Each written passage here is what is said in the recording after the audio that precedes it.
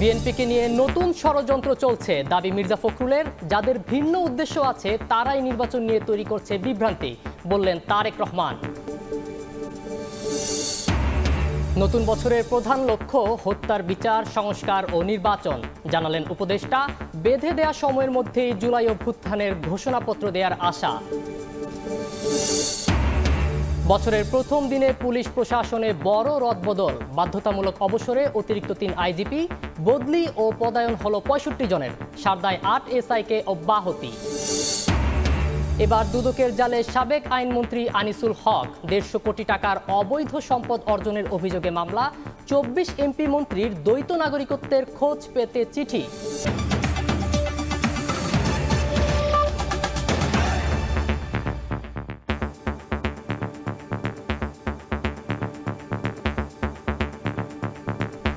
প্রবাসের সময়ের সঙ্গে আছি আমি সাখাওয়াত হোসেন শাহ। যাদের ভিন্ন উদ্দেশ্য আছে তারাই নির্বাচন নিয়ে বিভ্রান্তি তৈরি করছে বলে জানিয়েছেন বিএনপির ভারপ্রাপ্ত চেয়ারম্যান তারেক রহমান। ধৈর্য না হারিয়ে জনগণকে মানসিকভাবে ভোটের প্রস্তুতি নেওয়ার আহ্বান জানিয়েছেন তিনি। এদিকে শীর্ষ নেতাদের দূরে রাখার পাশাপাশি বিএনপিকে নিয়ে নতুন করে ষড়যন্ত্র চলছে বলে জানিয়েছেন দলের মহাসচিব মির্জা ফখরুল ইসলাম আলমগীর। ১৯৭৯ সালে জাতীয়তাবাদী ছাত্রদল গঠন করেছিলেন বিএনপির প্রতিষ্ঠাতা সাবেক রাষ্ট্রপতি জিয়াউর রহমান। সংগঠনটির ৪৬তম প্রতিষ্ঠাবার্ষিকী উপলক্ষে রাজধানীর ইঞ্জিনিয়ারিং ইনস্টিটিউশন মিলনায়তনে আয়োজন করা হয় আলোচনা সভার। আলোচকরা গণঅভ্যুত্থানে ছাত্রদলের ভূমিকা স্মরণ করে দিক নির্দেশনামূলক বক্তব্য রাখেন। এ সময় বেশ কয়েকজন বক্তার মুখে ফুটে ওঠে প্রতিবাদ। বৈষম্য বিরোধী ছাত্র আন্দোলনের মার্চ ফর ইউনিটি কর্মসূচির সমালোচনা করেন তারা। তাহলে আজকে কেন নতুন করে আবার সেই ইউনিটির প্রশ্ন আসে? অত্যন্ত দুঃখের বিষয়। কাকে আজকে ইউনিটির নামে যারা ষড়যন্ত্র এখনো দেশের বিরুদ্ধে করে যাচ্ছে তাদের জন্য কি কোনো সহায়ক নয়? সভায় বিএনপি মহাসচিব অভিযোগ করেন, নতুন করে আবারও ষড়যন্ত্র হচ্ছে। বিএনপির শীর্ষ নেতাদের দূরে রাখতে দেশি বিদেশি চক্রান্ত অব্যাহত রয়েছে বলেও দাবি করেন তিনি। যে সংকট সৃষ্টি হয়েছে, এই সংকট একমাত্র সমাধান হতে পারে একটা সকলের কাছে গ্রহণযোগ্য নির্বাচনের মধ্য দিয়ে। বাংলাদেশে আবার সেই চক্রান্তের খেলা শুরু হয়েছে। যারা বাংলাদেশে বিশ্বাসী, যারা জোর গলায় বলতে পারে সবার আগে বাংলাদেশ, সেই দলকে, সেই নেতাকে আজকে তারা দূরে সরিয়ে রাখতে চাচ্ছে। বাংলাদেশের মানুষ কোনোদিনই তাদের চক্রান্ত সফল হতে দেবে না। প্রধান অতিথির বক্তব্যে দলের ভারপ্রাপ্ত চেয়ারম্যান তারেক রহমান সংস্কার ও নির্বাচন নিয়ে যারা কূটকৌশল করছে তাদের বিরুদ্ধে সবাইকে সজাগ থাকার আহ্বান জানান। বলেন, সংস্কারের আড়ালে জনগণের দুর্দশা চাপা পড়লে অভ্যুত্থানের স্পিরিট ভেস্তে যাবে, মানুষের মধ্যে ক্ষোভ বাড়বে। অন্তর্বর্তীকালীন সরকার অনেক বড় বড় সংস্কার কর্মসূচি হাতে নিয়েছে, তবে এইসব সংস্কার কর্মসূচির আড়ালে জনগণের নিত্যদিনের দুর্দশা উপেক্ষিত থাকলে জনগণ হয়তো খোদ সরকারের সংস্কার দাবি নিয়ে মুখ খুলতে বাধ্য হবে। নির্বাচন প্রসঙ্গে তারেক রহমান বলেন, যারা ভিন্ন উদ্দেশ্য নিয়ে ভোটের মাঠে আসতে ভয় পায় তারাই নির্বাচন নিয়ে বিভ্রান্তি তৈরি করছে। যারা জনগণের আদালতের রায়ের মুখোমুখি হতে ভয় পায় কিংবা যাদের ভিন্ন কোনো উদ্দেশ্য রয়েছে তারাই নির্বাচন অনুষ্ঠান নিয়ে নানা রকম বিভ্রান্তি সৃষ্টি করে। গণতান্ত্রিক আমি জনগণের প্রতি আহ্বান, আপনারা ধৈর্য হারাবেন না, নির্বাচনের জন্য মানসিক প্রস্তুতি নিতে থাকুন। এ সময় বিএনপিকে নিয়ে অপপ্রচারের বিরুদ্ধে সজাগ থাকতে দলীয় নেতাকর্মীদের নির্দেশ দেন দলটির ভারপ্রাপ্ত চেয়ারম্যান। আপনারা অপপ্রচারে বিভ্রান্ত হবেন না। আহমেদ সালেহিন, সময় সংবাদ, ঢাকা। নতুন বছরে সরকারের প্রধান লক্ষ্য হত্যার বিচার, সংস্কার ও রোডম্যাপ অনুযায়ী নির্বাচন, এমনটা জানিয়েছেন পরিবেশ ও বন উপদেষ্টা সৈয়দা রেজওয়ানা হাসান। উপদেষ্টা পরিষদের বৈঠক শেষে তিনি আরও জানান, বৈষম্য বিরোধী ছাত্র আন্দোলনের বেঁধে দেয়া সময়ের মধ্যে ঘোষণাপত্র দেয়া অসম্ভব নয়। সচিবালয়ে আগুন ঘটনার কারণ সম্পর্কে আরও নিশ্চিত হতে আলামত বিদেশে পাঠানো হয়েছে বলেও জানান উপদেষ্টা। বুধবার প্রধান উপদেষ্টা ডক্টর মোহাম্মদ ইউনূসের সভাপতিত্বে তার কার্যালয়ে অনুষ্ঠিত হয় উপদেষ্টা পরিষদের বৈঠক। বৈঠকে নির্ধারিত বিষয়ের পাশাপাশি আলোচনায় গুরুত্ব পায় ভয়াবহ আগুনে সচিবালয়ের ৭ নম্বর ভবনের ৫টি মন্ত্রণালয় ভস্মীভূত হওয়ার ঘটনা। বৈঠক শেষে সচিবালয়ে পরিবেশ ও বন উপদেষ্টা সাংবাদিকদের জানান, সচিবালয়ে আগুনের ঘটনায় প্রাথমিক তদন্ত প্রতিবেদনের উপর আস্থা রয়েছে, তবে আরও নিশ্চিত হতেই আলামত বিদেশে পাঠানো হয়েছে যাতে সকল রকম সন্দেহের ঊর্ধ্বে আমরা উঠতে পারি। কোন জায়গা থেকে আসলে অগ্নিকাণ্ডের সূচনাটা হয়েছে একেবারে স্পষ্ট করে দেখিয়েছেন। আমরা কোনো বায়াস থেকে এই কমিটি করিনি, ভরসা না করার কোনো কারণ আছে বলে আমরা মনে করছি না। বৈষম্য বিরোধী ছাত্র আন্দোলনের বেঁধে দেওয়া সময়ের মধ্যেই ঘোষণাপত্র দেয়া সম্ভব জানিয়ে বলেন, ড্রাফটিং এর কাজ শুরু হয়েছে, এজন্য সবার ঐক্যমতের প্রক্রিয়াও চলছে। সরকারের অবস্থান থেকে চেয়েছি যে এটা বাংলাদেশের জনগণের একটা প্রোক্লেমেশন হোক। সকলের সাথে কথা বলার প্রক্রিয়াটা শুরু হয়েছে, এখন হয়তো ড্রাফটিং এর প্রক্রিয়ায় আমরা যাব। তারা একটা সময় বেঁধে দিয়েছে 15 তারিখ, মানে আমাদের হাতে এখনো 14 দিন আছে। আমি মনে করি যে এটা অসম্ভব কোনো কিছু। সাংবাদিকদের প্রশ্নের জবাবে বলেন, শেখ হাসিনাকে উপস্থিত রেখেই তার বিচার কাজ সম্পন্ন করতে চায় সরকার। আগামী নির্বাচনে অংশগ্রহণ প্রসঙ্গে বলেন, কোন দল কিভাবে নির্বাচনে অংশ নেবে সেটা তাদের নিজস্ব ব্যাপার। আমরা চাইবো উপস্থিতিতে বিচার করতে। যদি উপস্থিতিতে বিচার না হয় তাহলে যেভাবে করে বিচার প্রক্রিয়া করতে হয় সেভাবেই করব। নির্বাচনের ব্যাপারে কোন দল অংশগ্রহণ করবে, কোন দল অংশগ্রহণ করবে না, এটা তো আমরা বলে দেব না। নতুন বছরে জুলাই আগস্ট হত্যাকাণ্ডের বিচার এবং প্রস্তাবিত সংস্কার নিশ্চিত করা, রোডম্যাপ অনুযায়ী নির্বাচন করা এবং আইন শৃঙ্খলা পরিস্থিতি ও নিত্যপণ্যের দাম স্বাভাবিক রাখা সরকারের লক্ষ্য বলেও জানান রিজওয়ানা হাসান। নির্বাচনের একটা ক্লিয়ার রোডম্যাপ ডেভেলপ করা। প্রসূন আশিস, সময় সংবাদ, ঢাকা। শেখ হাসিনাকে ফেরানোর প্রক্রিয়া ও দ্বিপাক্ষিক সম্পর্ক একই সঙ্গে চলবে বলে জানিয়েছেন পররাষ্ট্র উপদেষ্টা মোহাম্মদ তৌহিদ হোসেন। বিকেলে নিজ মন্ত্রণালয়ে সাংবাদিকদের জানান, নতুন বছরে ভারত, চীন ও যুক্তরাষ্ট্রের সঙ্গে সম্পর্ক উন্নয়নে গুরুত্ব দেওয়া হবে। আমরা আমাদের প্রতিবেশীর সাথেও ভালো সম্পর্ক চাই, মার্কিন যুক্তরাষ্ট্রের সাথেও আমরা ভালো সম্পর্ক চাই, চীনের সাথেও ভালো সম্পর্ক চাই, কারণ আমাদের স্বার্থ আছে প্রতিটি ক্ষেত্রেই। আপনি আনুষ্ঠানিক চিঠি লিখেছেন, কোনো জবাব পাননি, তাহলে কি আসলে ঢাকা দিল্লি রিলেশন?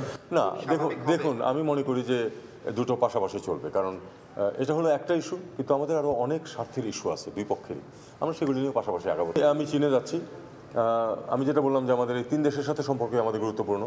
চীনারা যেহেতু আমাকে নিমন্ত্রণ করেছে যেতে, আমি যাচ্ছি সেখানে আমাদের যেগুলি ইস্যুজ আছে সেগুলি নিয়ে আমরা আলাপ আলোচনা করবো। কী ইস্যুজ আছে সেগুলি আমি এখন বলবো না, কারণ একটা ইন্টারমিনিস্ট্রিয়াল মিটিং ফরেন সেক্রেটারি আহ্বান করেছেন, সেখানে আমরা ঠিক করবো আমাদের কী অ্যাচিভেবল, কী আমাদের তাদের কাছ থেকে সমাধান করতে পারি। অন্তর্বর্তী সরকারের সময়ে আবারও রদবদল হলো পুলিশের বিভিন্ন পদে। এবার বাধ্যতামূলক অবসরে পাঠানো হয়েছে অতিরিক্ত 3 আইজিপিকে, আর বদলি ও পদায়ন করা হয়েছে 65 জনকে। বছরের প্রথম দিন উপমহাপরিদর্শক, অতিরিক্ত উপমহাপরিদর্শক ও পুলিশ সুপার পদের 65 কর্মকর্তাকে বদলির প্রজ্ঞাপন প্রকাশ করেছে স্বরাষ্ট্র মন্ত্রণালয়। তাদের মধ্যে পুলিশ সদর দপ্তরের ডিআইজি আমিনুল ইসলামকে পুলিশ টেলিকমে, হাইওয়ে পুলিশের ডিআইজি মাহফুজুর রহমানকে পুলিশ সদর দপ্তরে, এপিবিএনের ডিআইজি আবুল বাশার তালুকদারকে সিআইডিতে বদলি করা হয়েছে। পৃথক প্রজ্ঞাপনে অতিরিক্ত আইজিপি পদমর্যাদার 3 কর্মকর্তাকে অবসরে পাঠানো হয়েছে। এই 3 কর্মকর্তারা হলেন অতিরিক্ত আইজি মল্লিক ফখরুল ইসলাম, ওয়াইএম বেলালুর রহমান ও সেলিম মোহাম্মদ জাহাঙ্গীর।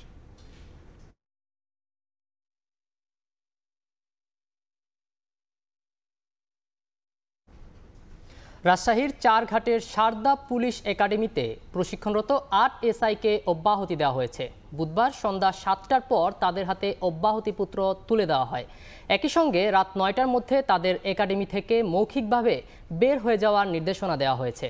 বিষয়টি নিশ্চিত করেছেন পুলিশ একাডেমি সারদার vice principal deputy inspector general Mohammad Golam Rauf Khan. এর আগে গত রোববার সন্ধ্যায় মাঠে নির্দেশনা না মেনে উচ্চস্বরে হইচই করার অভিযোগে ওই 8 এসআইকে কারণ দর্শানোর নোটিশ দেওয়া হয়। নোটিশে তাদের 3 কার্যদিবসের মধ্যে ব্যাখ্যা দিতে বলা হয়। নোটিশের চিঠিতে জানানো হয়, ব্যাখ্যায় সন্তুষ্ট না হলে তাদের অব্যাহতি দেওয়া হতে পারে।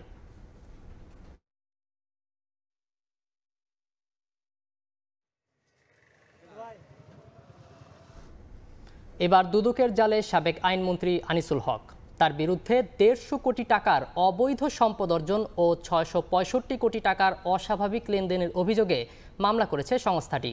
এদিকে 24 এমপি মন্ত্রীর দ্বৈত নাগরিকত্বের খোঁজ পেতে চিঠি বিভিন্ন দফতরে পাঠিয়েছে দুদক। যে কোনো সেবা নিতে প্রতিনিয়ত দুর্নীতির শিকার হচ্ছে মানুষ। এই প্রথা ভাঙতে প্রতিদিনই অভিযান চালিয়ে যাচ্ছে আব্দুল মমিনের নেতৃত্বাধীন দুদকের নতুন কমিশন। বুধবার রাজুকে অভিযান চালায় দুর্নীতি দমন কমিশন। এ সময় মেলে ফাইল গায়েব সহ নানা অসঙ্গতির প্রমাণ। আলাদা অভিযানে উঠে আসে গৃহণ কর্তৃপক্ষের উদাসীনতা। রাস্তা অবৈধ দখল করে বিল্ডিং করা হয়েছে বা অবৈধ স্থাপনা আছে, কিছু ফ্ল্যাট প্লট বরাদ্দের বিষয়ে কিছু অসঙ্গতি আমাদের কাছে মনে হয়েছে, যে সেই বিষয়ে আমরা বিস্তারিত কমিশনকে রিপোর্ট করব। এদিন দুদকের মামলায় জড়িয়েছেন সাবেক আইনমন্ত্রী আনিসুল হক।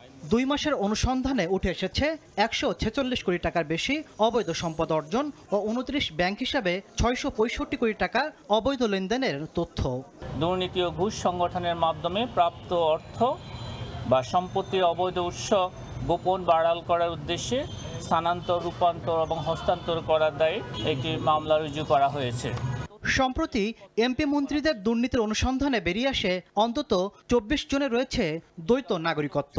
এ বিষয়ে বিস্তারিত তথ্য পেতে পাসপোর্ট অধিদপ্তর সহ 3 দপ্তরে চিঠি পাঠিয়েছে দুদক। বাংলাদেশে বিভিন্ন সময় গণকর্মচারী অথবা তাদের পোষ্যগণ কর্তৃক দ্বৈত নাগরিকত্ব গ্রহণের বিষয়ে ইমিগ্রেশন এবং পাসপোর্ট অধিদপ্তর সহ 3টি দপ্তরে তথ্যাদি চেয়ে পত্র প্রেরণ করা হয়েছে। এদিকে নাটোর 1 আসনের সাবেক সংসদ সদস্য শহীদুল ইসলাম বকুল ও তার স্ত্রীর বিরুদ্ধে মামলা করেছে দুদক। তাদের বিরুদ্ধে 2 কোটি 27 লাখ টাকার অবৈধ সম্পদ ও 29 কোটি টাকা অস্বাভাবিক লেনদেনের প্রমাণ পেয়েছে সংস্থাটি। অভিযোগ সংশ্লিষ্ট জনাব শহীদুল ইসলাম বকুল, সাবেক সংসদ সদস্য। তাসলিম তৌহিদ, সময় সংবাদ, ঢাকা।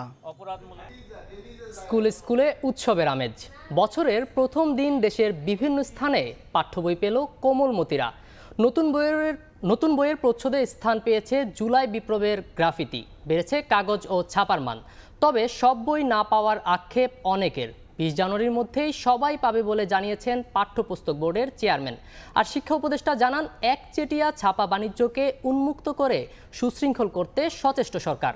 শাহিনুর রহমানের ক্যামেরায় শাকির আহমেদের রিপোর্ট।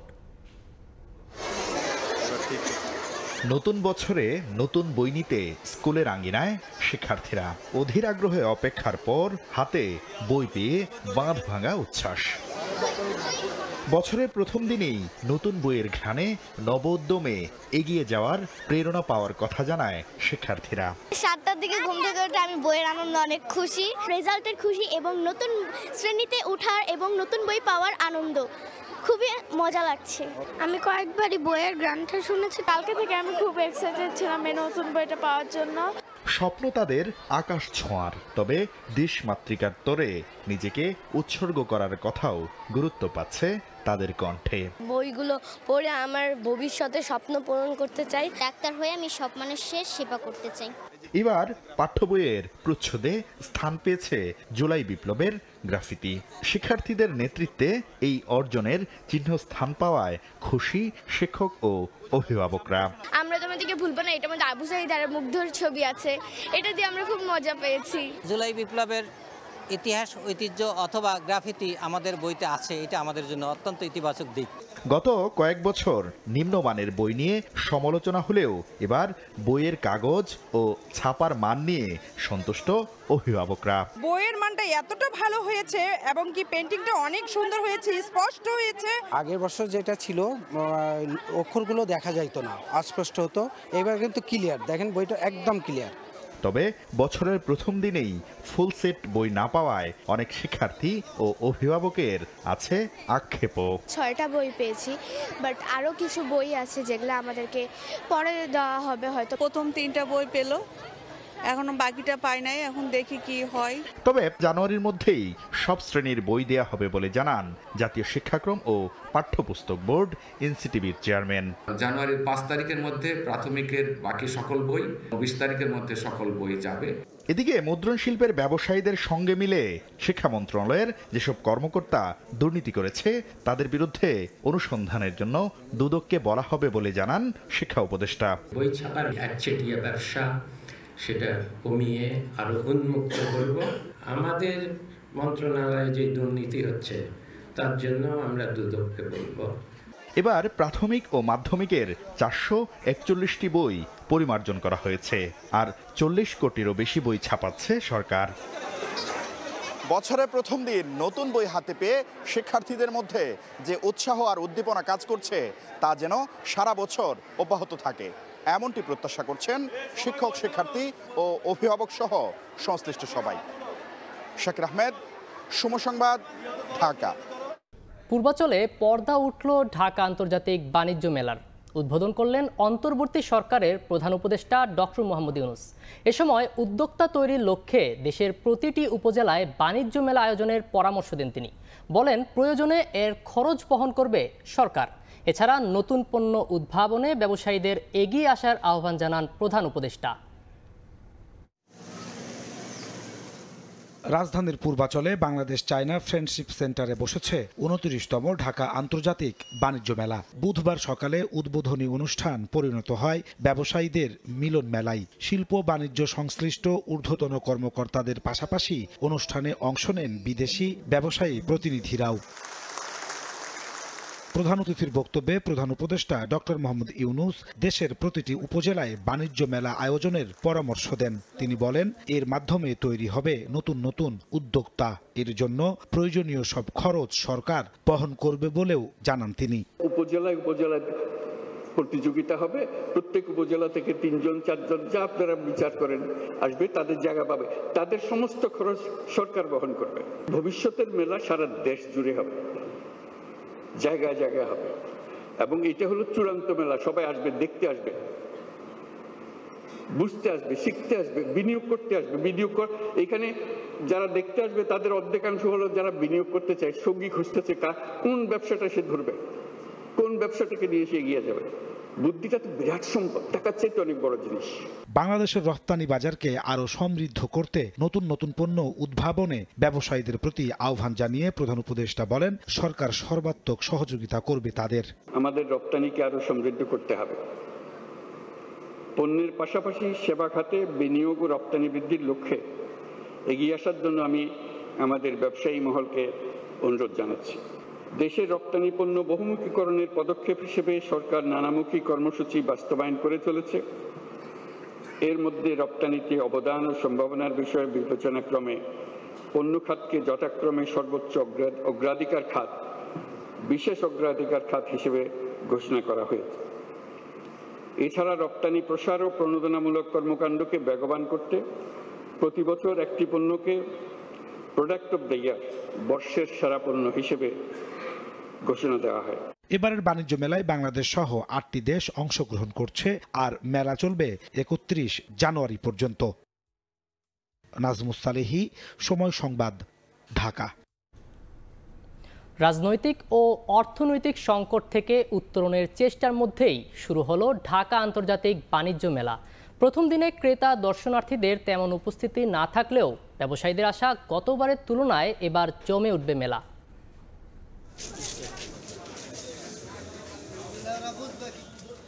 শুরুর দিনের ব্যস্ততা বাণিজ্য মেলার স্টলগুলোতে। স্টলের ভেতরে বাইরে পণ্যের প্রচার প্রসারের বিজ্ঞাপন, যাতে ক্রেতা আকৃষ্ট করতে তুলে ধরা হয়েছে নানা রকম অফার। রাজধানীর পূর্বাচলে 29তম আন্তর্জাতিক বাণিজ্য মেলার পর্দা ওঠে বুধবার সকালে। রাজনৈতিক ও অর্থনৈতিক সংকট উত্তরণের চ্যালেঞ্জের মধ্যেও এবারের আয়োজনে ভালো বিক্রির প্রত্যাশা ব্যবসায়ীদের। নির্বাচনের কারণে নির্দিষ্ট টাইমে শুরু হতে পারে নাই, গতবার আমাদের একটু বেচাকেনা কম হয়েছিল। আশা করি এবার যেহেতু অন টাইমে শুরু হচ্ছে, এবার আমাদের এক্সপেকটেশনটা অনেক হাই। আমাদের A to Z ফার্নিচার সব নতুন, বরাবরের মতো এবারও ছাড় রেখেছে, খুবই ভালো করবে ইনশাল্লাহ। এর আগেও আমরা মেলা থেকে বিদেশি অর্ডার আমরা পাইছি, এবারও আমরা ইনশাল্লাহ আশা করি ভালো অর্ডার নিতে পারবো। বছর এবং মেলার প্রথম দিনে ক্রেতা দর্শনার্থীদের উপস্থিতি খুব একটা না থাকলেও আয়োজনের ব্যাপকতা দেখে সন্তোষ প্রকাশ করেন তারা। আগের বছরের তুলনায় এই বছর মোটামুটি আমার কাছে ভালো লাগছে, খুবই গোছানো লাগছে। পুলিশ এবং কি বিডিআর আনসার এখানে ভালোই আছে, নিরাপত্তা অনেক ভালোই আছে। এক্সপেন্সিভ জিনিসটাও রাখা আছে, আর যারা সাধারণ মধ্যবিত্ত ফ্যামিলি থেকে আসবে তারাও এখানে এনজয় করে যেতে পারবে। মাসব্যাপী মেলা প্রতিদিন সকাল 10টা থেকে চলবে রাত 9টা পর্যন্ত, আর সাপ্তাহিক ছুটির দিন খোলা থাকবে রাত 10টা পর্যন্ত। MS আরিফিন, সময় সংবাদ, ঢাকা। 2025 সাল হবে শেখ হাসিনা ও আওয়ামী লীগ নেতাদের মানবতা বিরোধী অপরাধের বিচারের বছর। বুধবার সাংবাদিকদের এমনটি জানিয়েছেন আন্তর্জাতিক অপরাধ ট্রাইব্যুনালের chief prosecutor advocate Tajul Islam. এদিন ৫ আগস্ট রাজধানীর চানখারপুলে ৫ জনকে গুলি করে হত্যার অভিযোগে পুলিশ কনস্টেবল সুজনকে হাজির করার নির্দেশ দিয়েছেন ট্রাইব্যুনাল। চিফ প্রসিকিউটর বলেন, আন্তর্জাতিক অপরাধ ট্রাইব্যুনালের উপর মানুষের প্রত্যাশা ও চাপ রয়েছে। সেই কারণে ২০২৫ হবে শেখ হাসিনা ও আওয়ামী লীগ নেতাদের মানবতাবিরোধী অপরাধের বিচারের বছর। আন্তর্জাতিক অপরাধ ট্রাইব্যুনাল রাষ্ট্রীয় সেই আকাঙ্ক্ষা, জাতীয় সেই আকাঙ্ক্ষাকে সামনে রেখে, বিবেচনায় রেখে দিনরাত পরিশ্রম করে যাচ্ছে। আমরা চেষ্টা করব ২০২৫ সাল যেন বাংলাদেশের জন্য একটা সুবর্ণ ইতিহাসের বছর হয় এবং এইটার মধ্য দিয়ে, এই বছরের মধ্য দিয়ে যে বড় বড় অপরাধী আছে, যে বড় বড় অপরাধ আছে, সেগুলোর বিচার প্রক্রিয়ার একটা সমাপ্তি ঘটানো যায়। প্রধান বিচারপতির সম্মতি পেলে ট্রাইব্যুনালের মূল ভবনে জুলাই আগস্টের গণহত্যা, গুম খুনের বিচারে আদালতের কার্যক্রম শুরু হবে বলেও জানান তাজুল ইসলাম। বিচার প্রক্রিয়া শুরু করার জন্য সম্পূর্ণভাবে প্রস্তুত। আমরা মাননীয় প্রধান বিচারপতির কাছে গিয়েছিলাম যে উনি যদি, যেহেতু এটা সুপ্রিম কোর্টের প্রেমিসেসের একটা অংশ, তিনি যদি এখানে এসে একদিন সময় দেন আমাদের এটা উদ্বোধন করার জন্য আনুষ্ঠানিকভাবে, সেই ব্যাপারে উনি ইতিবাচক সাড়া দিয়েছেন। এদিন আরও ৪ জনকে প্রসিকিউটর নিয়োগ দিয়ে প্রজ্ঞাপন জারি করেছে আইন মন্ত্রণালয়। আফজাল হোসেন, সময় সংবাদ, ঢাকা। জুলাই শহীদ স্মৃতি ফাউন্ডেশন থেকে এখন পর্যন্ত ৬২৮ শহীদ পরিবারকে আর্থিক সহায়তা দেওয়া হয়েছে বলে জানিয়েছেন ফাউন্ডেশনের সাধারণ সম্পাদক সার্জিস আলম। বুধবার ফাউন্ডেশন কার্যালয়ে ব্রিফিংয়ে তিনি জানান, জুলাই শহীদ স্মৃতি ফাউন্ডেশনের ব্যাংক হিসেবে জমা পড়েছে ১০৯,২০,২৩,০০০ টাকার অনুদান। এর মধ্যে ৪৭ কোটি ৩২ লাখ টাকার সহযোগিতা প্রদান করা হয়েছে। এখন পর্যন্ত ১,৬০১ জনকে আর্থিক সহযোগিতা করেছে বলে জানিয়েছেন সার্জিস আলম। তিনি বলেন, আন্দোলনে সম্পৃক্ত নয় এমন অনেকে সুযোগ সুবিধা নিতে এসেছেন বলে অভিযোগ পাওয়া গেছে। নতুন বছর অনেক বড় চ্যালেঞ্জ, এটা শুধু আমাদের ফাউন্ডেশনের জন্য না, পুরো দেশের জন্য। এখন পর্যন্ত আমাদের ফাউন্ডেশনে আর্থিক সহযোগিতা এসেছে ১০৯ কোটি ২০ লক্ষ। আর্থিক সহযোগিতা প্রদান করেছি ৪৭ কোটি ৩২ লক্ষ।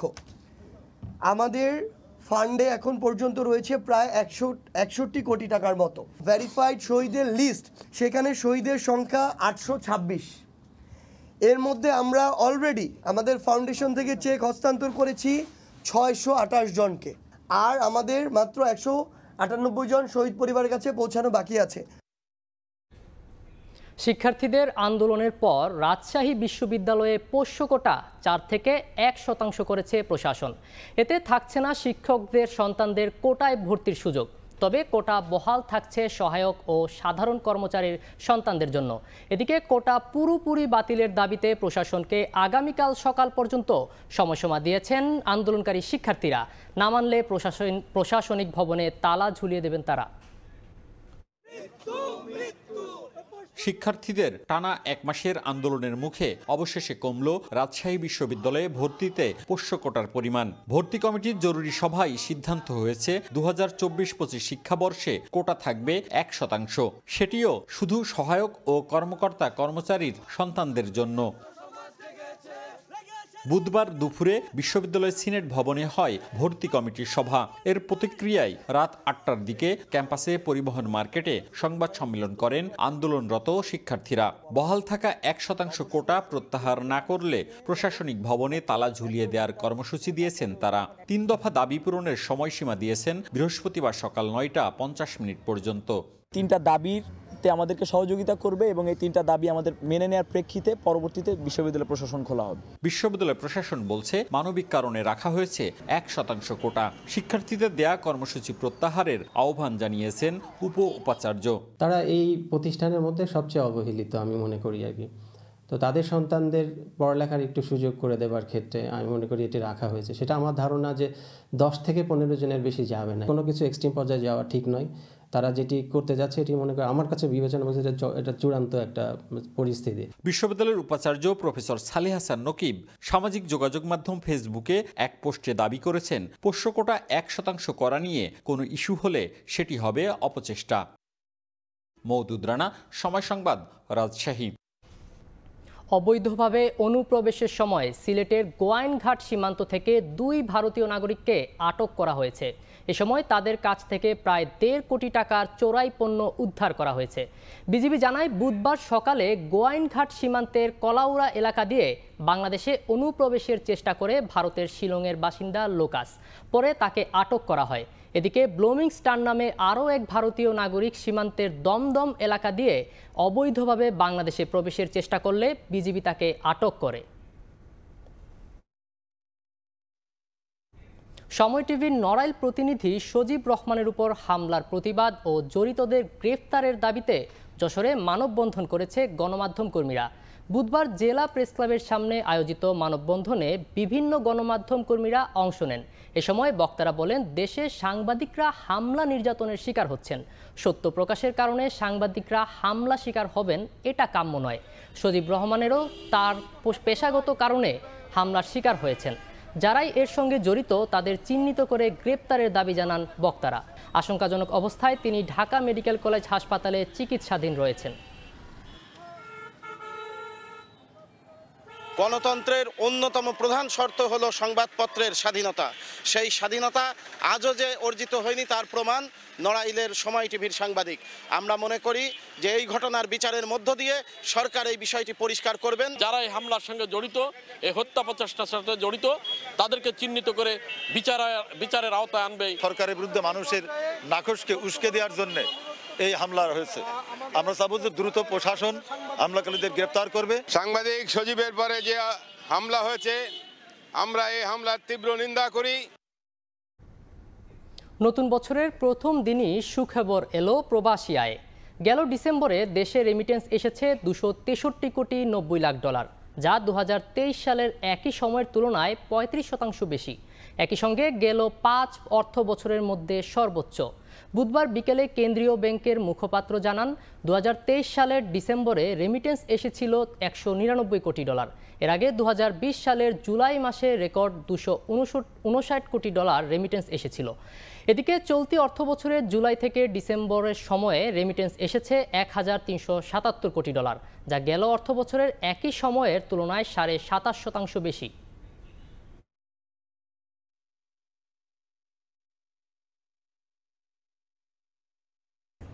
বর্ষবরণের রাতে জার্মানিতে নিষিদ্ধ আতশবাজি পোড়াতে গিয়ে প্রাণ হারিয়েছেন কমপক্ষে 5 জন, আহত হয়েছেন অর্ধশতাধিক। এছাড়া ফ্ল্যাটে আগুনের পাশাপাশি নগরের পানির লাইন ফেটে গেছে। নিষেধাজ্ঞা অমান্য করায় বিভিন্ন মামলায় আটক করা হয়েছে 400 জনকে। জার্মানি থেকে বিটু বড়ুয়ার রিপোর্ট। খ্রিস্টীয় 2024 সালকে বিদায় ও নতুন বছরকে বরণ করতে গিয়ে নানা ঘটনা ও দুর্ঘটনার মুখোমুখি হয়েছে জার্মানি। রাতে জার্মানির বেশ কয়েকটি শহরে নিষিদ্ধ আতশবাজি পোড়াতে গিয়ে কয়েকজন নিহত হয়েছেন, আহত হয়েছেন অর্ধশতাধিক। দেশটির ওশাৎস, খেমনিৎস, নর্ডরাইন-ওয়েস্টফালেন, হামবুর্গ, ব্রান্ডেনবুর্গ ও হ্যানোভারে নিজের হাতের বানানো আতশবাজির বিস্ফোরণেই এসব হতাহতের ঘটনা ঘটে। রাজধানী বার্লিন সহ দেশটির আরও বেশ কয়েকটি শহরে পুলিশের সঙ্গে সংঘর্ষে আহত হয়েছেন অন্তত 15 জন। এ সময় প্রায় 400 জনকে আটক করা হয়। বর্ষবরণের রাতে রাজধানী বার্লিনে নানা ঘটনা ও দুর্ঘটনায় অনেকের নির্ঘুম রাত কেটেছে। নগরীর ক্রয়েসবার্গে একটি বহুতল বাসভবনের গ্যারেজে আগুন লাগার ঘটনা ঘটে। এ সময় গ্যারেজে রাখা বেশ কয়েকটি গাড়ি আগুনে পুড়ে যায় বলে জানায় ফায়ার সার্ভিস। এদিকে নববর্ষের রাতেই বার্লিনবাসীকে পড়তে হয় পানির তীব্র সংকটে। নগরীর বেডিংয়ে জরুরি পানির পাইপ ফেটে যাওয়ায় নগর জুড়ে ব্যাহত হয় পানি সরবরাহ। পানির লাইন প্রধান সড়কের নিচে হওয়ায় ট্রাম ও অন্যান্য যান চলাচল বন্ধ হয়ে যায়। দেখুন, এখনো আমরা নিশ্চিত হতে পারিনি কেন এই দুর্ঘটনা। হয়তো পাইপটির বয়স হয়েছে তাই ফেটে গেছে, হয়তো উপরে ট্রাম চলাচলের কারণেও পাইপের এমন ক্ষতি হতে পারে। তবে এই মুহূর্তে আসল কথা হলো, রাতে পানি সরবরাহের সমস্যা হলেও সকাল থেকে পানি বাসায় পৌঁছে যাচ্ছে। যতদূর জানি পানির পাইপটি 1924 সালের পুরানো, তাই হয়তো ফেটে যেতে পারে। কিন্তু নতুন বছরের প্রথম দিনেই এমন ঘটনা ঘটতে হবে, এটা কেমন কথা? দেশ জুড়ে এত কিছুর পরও নতুন বছরকে স্মরণীয় করে রাখতে দূরপাল্লার ম্যারাথনের আয়োজন করে বার্লিন শহর কর্তৃপক্ষ। শহরের ঐতিহাসিক ব্রান্ডেনবুর্গার গেট থেকে শুরু হওয়া ম্যারাথনে অংশ নেন 4500 প্রতিযোগী। 2024 সালকে বিদায় এবং একই সাথে নতুন বছরকে স্বাগত জানানোর রাতে নানা ঘটনার সাক্ষী হতে হলো জার্মানিকে। এর মধ্যে দেশজুড়ে কমপক্ষে 5 জনের প্রাণহানি এবং একই সাথে রাজধানী বার্লিনের ভেডিংয়ে পানি সরবরাহের লাইন ফেটে যাওয়া উল্লেখযোগ্য। এসব ঘটনা নিছকই দুর্ঘটনা নাকি নাশকতা তা খতিয়ে দেখার আহ্বান দেশবাসীর। জার্মানি থেকে বিটু বড়ুয়া, সময় সংবাদ। দক্ষিণ কোরিয়ার কোথাও হয়নি খ্রিস্টীয় নতুন বছরের উদযাপন। বিমান বিধ্বস্তের ঘটনায় 179 জনের মৃত্যুতে শোকে স্তব্ধ হয়ে পড়েছে গোটা দেশ। চলছে রাষ্ট্রীয় শোক। নতুন বছরের কাউন্টডাউন, ড্রোন শো, আতশবাজি প্রদর্শন সহ সব ধরনের আয়োজন বাতিল করেছে দেশটির সরকার। দক্ষিণ কোরিয়া থেকে মোহাম্মদ হানিফের রিপোর্ট।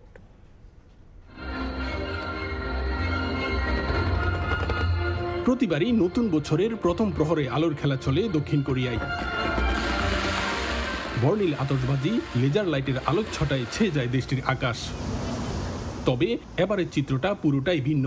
শোকাবহে শুরু হবে নতুন বছর, এমনটা ভাবতেও পারেনি কোরিয়াবাসী। যেখানে চলার কথা আতশবাজির শব্দে আনন্দ আর বন্ধুদের সঙ্গে আড্ডায়, সেখানে চলছে হৃদয় বিদারক সেই দুর্ঘটনায় রাষ্ট্রীয় শোক।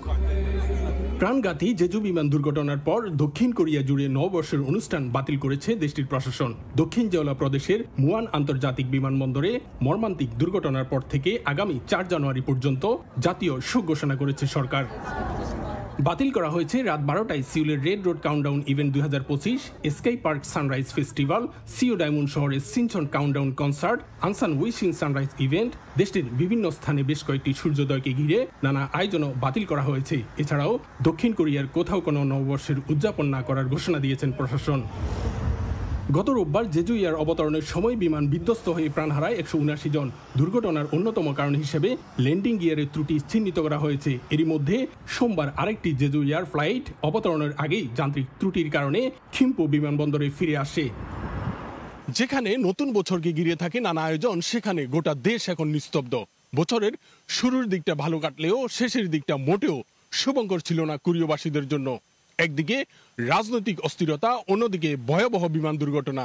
তবে এমন অশুভ সময় যেন আর ফিরে না আসুক, এমন প্রত্যাশা কোরিয়াবাসীদের। দক্ষিণ কোরিয়া থেকে মোহাম্মদ হানিফ, সময় সংবাদ।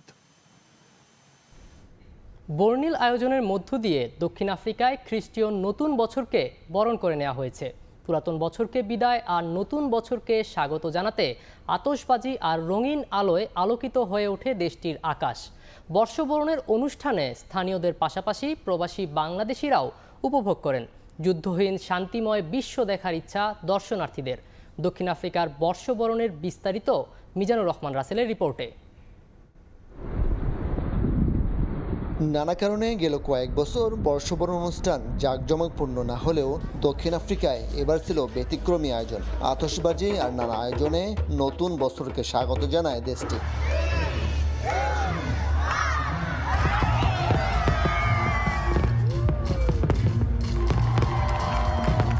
ঘড়ির কাঁটায় রাত 12টা বাজের সঙ্গে সঙ্গে রঙিন আলোয় আলোকিত হয় আকাশ। আতশবাজির ঝলকানিতে নেচে গিয়ে খ্রিস্টীয় নতুন বছরকে স্বাগত জানান স্থানীয়দের পাশাপাশি প্রবাসী বাংলাদেশিরা।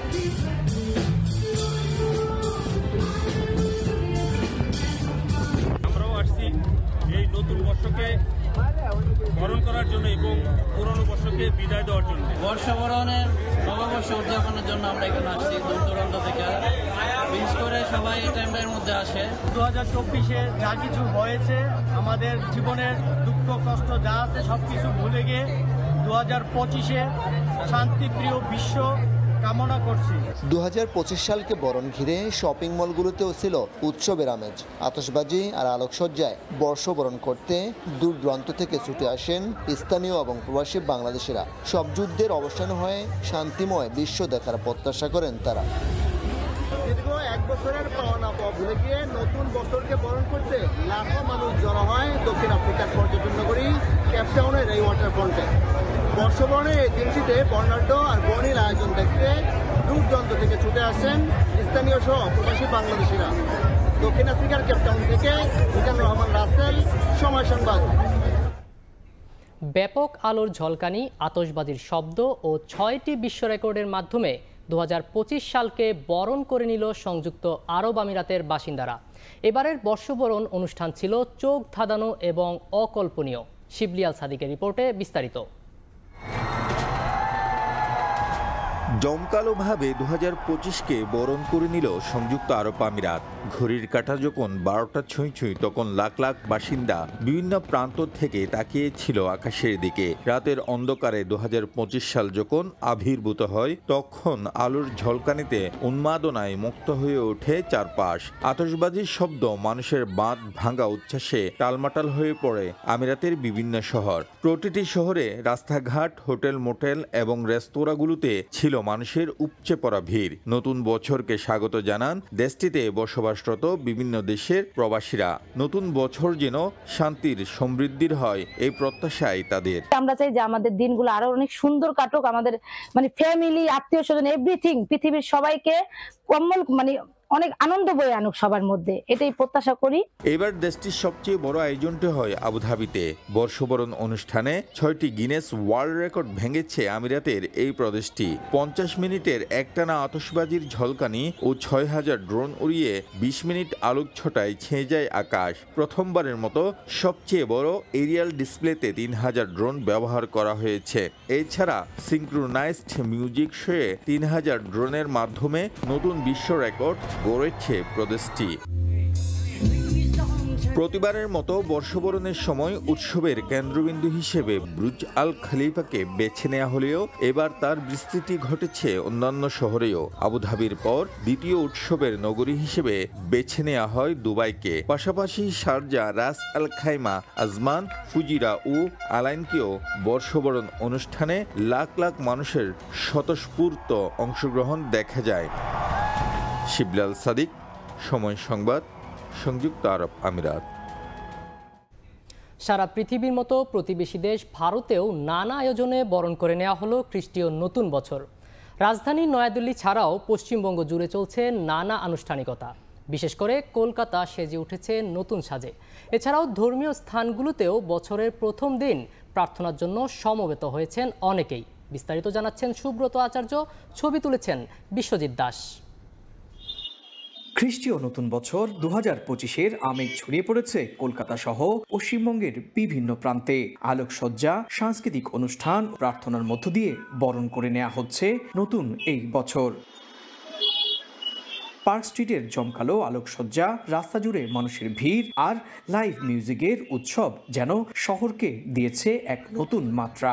দেশি বিদেশি পর্যটকদের ভিড়ে ঠাসা কলকাতার ভিক্টোরিয়া পার্ক, চিড়িয়াখানা, বাংলাদেশি পর্যটক অধ্যুষিত নিউ মার্কেট এলাকা যদিও ব্যতিক্রম। পাশের দেশ বাংলাদেশ ভাইরা সব আসতো, সেরকম ওদের একটু ভিসা পাচ্ছে না, হ্যাঁ, ওর লেগে একটু আমাদের ব্যবসাটা একটু কম, একটু ধাক্কা লেগেছে। কারণ এত বছর একটা বিজনেস হয়তো বা হঠাৎ করে যদি একটু খারাপ হয়ে যায় তো খারাপই। নববর্ষের দিন দক্ষিণেশ্বর মন্দিরে আয়োজিত কল্পতরু উৎসব একটি বিশেষ আকর্ষণ। শ্রী শ্রী রামকৃষ্ণের ভক্তরা প্রার্থনা ও বিশেষ পূজা অনুষ্ঠানের মধ্য দিয়ে এই দিনটিকে উদযাপন করেন।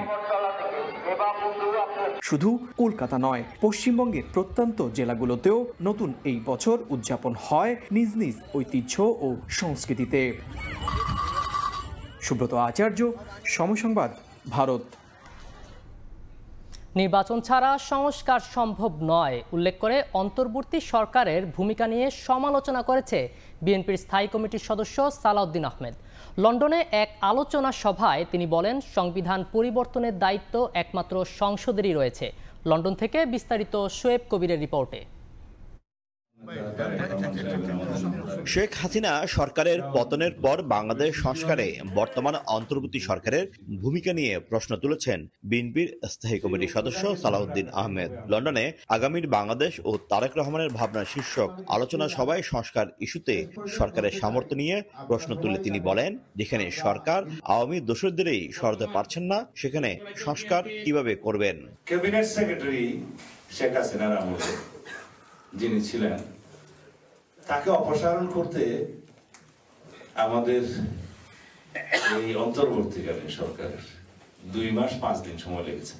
2 মাস 5 দিন যদি একটা কন্ট্রাকচুয়াল সার্ভিসে থাকা টপ ব্যুরোক্রেটকে সরাতে সময় লাগে। এই সরকার কি রকম সংস্কার করবে সেটা আমরা বুঝতে পারি না। অন্তর্বর্তী সরকারে সহযোগিতা ছাড়া নতুন দল গঠন করা হলে বিএনপি স্বাগত জানাবে বলেও জানান সালাউদ্দিন আহমেদ। এ সময় বিএনপিকে যারা প্রতিপক্ষ মনে করছেন তারা গণতন্ত্রের প্রতিপক্ষ বলে মন্তব্য করেন তিনি। গণতন্ত্রের প্রতিপক্ষের শক্তি না হয়ে গণতন্ত্রের পক্ষের শক্তি হন। গণতান্ত্রিক প্রক্রিয়াকে ত্বরান্বিত করুন। দ্রুত রাজনৈতিক সরকার প্রতিষ্ঠার জন্য নির্বাচনের রোডম্যাপ প্রদান করুন এবং অতি সত্তর জনগণের সামনে সেটা প্রকাশ করুন। তাহলে বাংলাদেশে অনেক অস্থিরতা কমে যাবে। অনুষ্ঠানে আরো বক্তব্য দেন যুক্তরাজ্য বিএনপি সভাপতি এম এ মালেক, সাধারণ সম্পাদক কয়সর এম আহমেদ, বিএনপির আন্তর্জাতিক বিষয়ক সম্পাদক মাহিদুর রহমান সহ অনেকে। না থাকলে ডেমোক্রেসি হবে। শোয়েব কবির, সময় সংবাদ, লন্ডন। মালদ্বীপের প্রবাসী বাংলাদেশিদের বিভিন্ন সমস্যা ও তার প্রতিকার নিয়ে মত বিনিময় করেছেন দেশটিতে নিযুক্ত বাংলাদেশের ভারপ্রাপ্ত হাইকমিশনার মোহাম্মদ সোহেল পারভেজ। কৃষি কাজে কর্মরত প্রবাসীদের কর্মস্থল পরিদর্শন শেষে স্থানীয় কাউন্সিলরের সাথে সৌজন্য সাক্ষাৎ করেন তিনি। এরপর স্থানীয় একটি স্কুল অডিটোরিয়ামে মত বিনিময় সভা করেন হাইকমিশনার। এ সময় তিনি আইল্যান্ডে কর্মরত বাংলাদেশিদের সুযোগ সুবিধা সহ অবৈধ কর্মীদের দ্রুত বৈধকরণের অনুরোধ জানান। এছাড়া বৈধ পথে রেমিটেন্স প্রেরণ, ওয়েজ আর্নার্স কল্যাণ বোর্ডের সদস্যপদ গ্রহণ, ই পাসপোর্ট গ্রহণ করা সহ স্থানীয় আইনকানুন মেনে চলার আহ্বান জানান তিনি।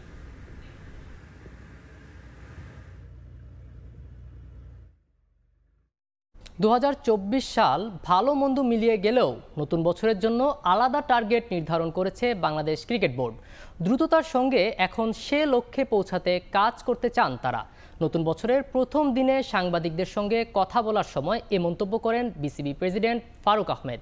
এদিকে আগের ম্যানেজমেন্টের সঠিক নির্দেশনার অভাবে মিরপুরের উইকেটে রান হতো না, তাই এবার ব্যাটিং সহায়ক উইকেট তৈরির নির্দেশনা দেওয়া হয়েছে বলে জানিয়েছেন তিনি। পাশাপাশি বিপিএলে ক্রিকেটাররা পারিশ্রমিক যেন ঠিকঠাকভাবে পায় সে বিষয়েও ফ্র্যাঞ্চাইজিগুলোর সঙ্গে আলোচনা হয়েছে বলে জানান ফারুক আহমেদ। বিপিএলের আগের আসরগুলোতে উইকেট নিয়ে সমালোচনা হয়েছে বিস্তর। লো স্কোরিং ম্যাচে ক্রিকেটাররাও ক্ষোভ ঝেড়েছেন। 2 দিনে এখন পর্যন্ত 4 ম্যাচ দেখেছে মিরপুর। রান পাচ্ছেন ব্যাটাররা, বোলাররাও তৈরি করছেন দারুণ সুযোগ। তবে কেন এমনটা হয়েছে আগে? তাহলে কি নির্দেশনায় ভুল ছিল, নাকি ইচ্ছে করেই এমনটা করা হয়েছে? তবে বর্তমান বোর্ড চায় হাই স্কোরিং ম্যাচ দেখতে। এক জায়গা থেকে 3-4 রকম ডিরেকশন যায়, তাই কিন্তু difficult for curator also. So আমি চিন্তা করেছি যে এবার উইকেটটা আমরা দেখতে চাই মানে ভালো ব্যাটিং উইকেট, আবার এমন না যে বাউন্সও আছে কিন্তু উইকেটে। সো এই ধরনের উইকেট আসলে খেলা প্রয়োজন। বিপিএলের প্রতি আসরে সঙ্গী ক্রিকেটারদের পারিশ্রমিক না পাওয়ার বিষয় এবারও বিপিএল শুরুর আগে থেকে আলোচনায় ফ্র্যাঞ্চাইজিগুলোর ফি, ব্যাংক গ্যারান্টি সহ ক্রিকেটারদের অর্থ পরিশোধ বিষয়গুলো অবগত বিসিবি। বর্তমান পরিস্থিতিতে ফ্র্যাঞ্চাইজিগুলোর সুবিধাও দেখতে চায় বিপিএল গভর্নিং কাউন্সিল। তবে ক্রিকেটারদের প্রাপ্য অর্থের ব্যাপারে দলগুলোর সঙ্গে নিয়মিত আলোচনা করছেন বোর্ড প্রধান। প্রত্যেকটা ফ্র্যাঞ্চাইজি ওনার সাথে ডে 1 থেকে যোগাযোগ করে তাদের বলা যে টাকাটা তাদের দিতে হবে যেভাবে আমরা গিয়েছি। তার মানে তা না যে প্লেয়াররা পয়সা পাবে না, ওইটার জন্য আমরা আলাদা পদক্ষেপ নিয়েছি, তাদের বলছি। আমি প্রেসিডেন্ট হিসাবে তাদের সাথে সরাসরি কথা বলছি। চ্যালেঞ্জিং 2024 পেরিয়ে 25-এ পা দিয়েছে। 5 মাসে বোর্ড সভাপতি মুখোমুখি হয়েছেন অনেক কিছুর। তবে নতুন বছরে লক্ষ্য পরিকল্পনাগুলো বাস্তবায়নের। আমাদের তো আপনি যদি স্ট্যাটিস্টিক্স শুধু দেখেন তাহলে ইট ওয়াজ এ মিক্সচার এক্সপেকটেশন। ওই আমার যেই পরিকল্পনা মাথায় আছে ওগুলো সবগুলোই যাতে দেখতে পারি আমার যে কয়দিন এই টেনিয়রে আছে। নতুন বছরে নারী ক্রিকেট বেশি প্রাধান্য পাবে বিসিবির কাছে। বাড়ানো হয়েছে পারিশ্রমিক, লঙ্গার ভার্সনে খেলার জন্য দেয়া হচ্ছে গুরুত্ব। তারেক হাসান শিমুল, সময় সংবাদ, ঢাকা। এই পর্যায়ে শীর্ষ সংবাদগুলো জানিয়ে দিচ্ছি আরেকবার। বিএনপিকে নিয়ে নতুন ষড়যন্ত্র চলছে দাবি মির্জা ফখরুলের। যাদের ভিন্ন উদ্দেশ্য আছে তারাই নির্বাচন নিয়ে তৈরি করছে বিভ্রান্তি, বললেন তারেক রহমান। নতুন বছরের প্রধান লক্ষ্য হত্যার বিচার, সংস্কার ও নির্বাচন, জানালেন উপদেষ্টা। বেঁধে দেওয়া সময়ের মধ্যেই জুলাই অভ্যুত্থানের ঘোষণাপত্র দেওয়ার আশা। এবং বছরের প্রথম দিনে পুলিশ প্রশাসনে বড় রদবদল, বাধ্যতামূলক অবসরে অতিরিক্ত 3 আইজিপি, বদলি ও পদায়ন হলো 65 জনের, সারদায় 8 এসআইকে অব্যাহতি।